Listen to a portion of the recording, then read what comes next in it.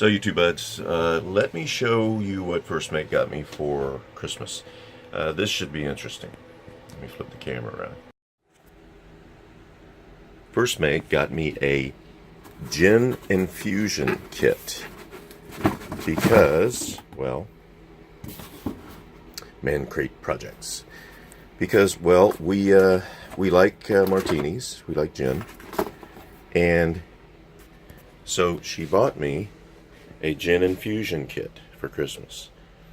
And I am going to be crushing up the juniper berries. And I think the one I'm going for, the recipe. Let's see. It's got all kinds of neat little tricks and tips. Cousin Steve's, we're just going to do the first one. Cousin Steve's number 51. So you can pause if you like. There are the instructions and the ingredients, and we'll let you know how it comes out. Here's all the ingredients that I used for this batch. Of course, a pint of vodka. I have my neutral spirits here. We're going to use that, and I have a couple of quarts of it left from the last batch I brewed. The only problem I have is 1/16 teaspoon citrus peel, grains of paradise, and coriander. Well, the smallest thing I have here is just a pinch.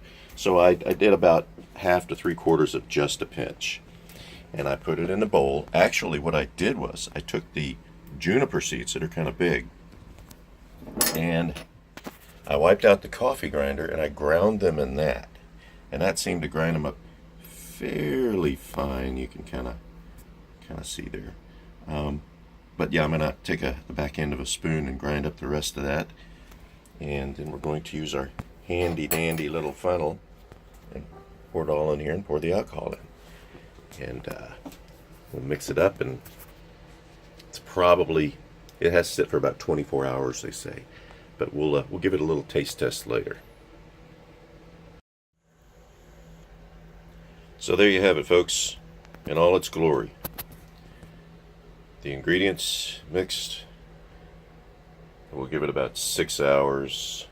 We'll give it a try. It's supposed to go for 24, but not longer, because they say if you go longer than 24, it'll actually become bitter.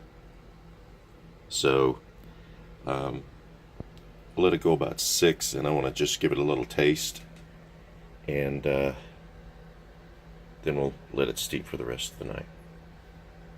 Thanks, sweetheart.